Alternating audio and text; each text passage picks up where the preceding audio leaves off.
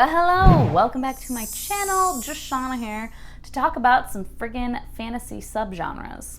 So, initially I was like, oh, it'd be cool to do like explaining subgenres video, but like so many people have done that already, and you know, I don't need to do it again. If you're curious about different fantasy subgenres, look it up on YouTube. There's all kinds of videos.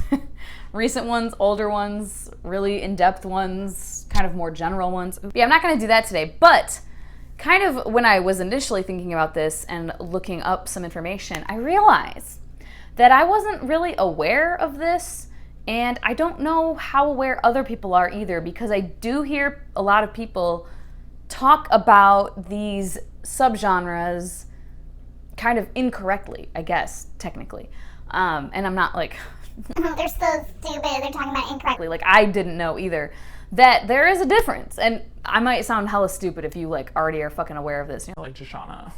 Wow, Jesus fucking Christ. But I hear people talk about genres or subgenres a lot and saying like, I'll use the example of grimdark because that's the one I think I hear the most of people talking about subgenres and saying, oh, you know, grimdark, like grimdark, I love grimdark. That's like my favorite fantasy subgenre, blah, blah, blah, blah. Which, it is a subgenre, but it's a subgenre by tone versus subgenres by content. So, you can have a grimdark book where the tone is grimdark, but then the content subgenre is, you know, quest fantasy or portal fantasy or military fantasy. You know what I mean? So those are the content subgenres, and then the tone is different. There's fewer tone subgenres. There's different ones like allegorical.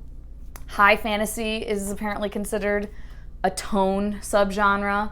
Grimdark, like I said. Comic fantasy, not like comic books, but like funny, haha, kind of lighthearted, silly comedy fantasy. That's a tone subgenre. Dark fantasy, which is a little different from grimdark by tone, because grimdark is containing some elements of horror, whereas dark fantasy, like think of like a paranormal fantasy, which is a content subgenre, would be considered dark fantasy a lot of the time, more often than not. Not always, but a lot of the time.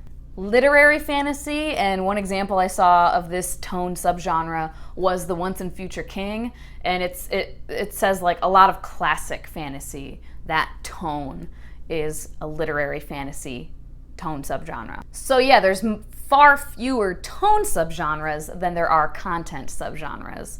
And obviously, genres in general can mix and collide.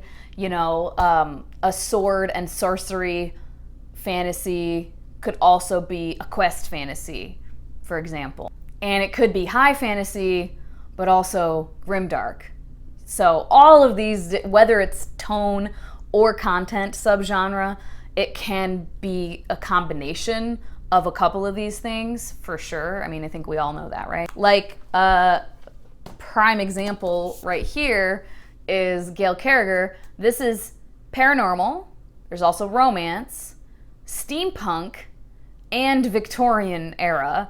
And it's kind of like an urban fantasy, but also kind of comic fantasy, because it doesn't take itself too seriously, and it's a little funny and like whatever, very lighthearted. So yeah, one book can be many of these things, obviously. And yeah, the subgenres by tone, there are fewer because they tend to be broader. They tend to cover a lot more stuff. So I just thought that was interesting. I didn't fucking know this. Like, yeah, like I said, grimdark in particular, I hear a lot of people talk about, like, I love grimdark. And the way they reference it is like comparing it to paranormal fantasy, but like one is content and one is tone. So there's that fun fact for you for the day, if you didn't already fucking know this.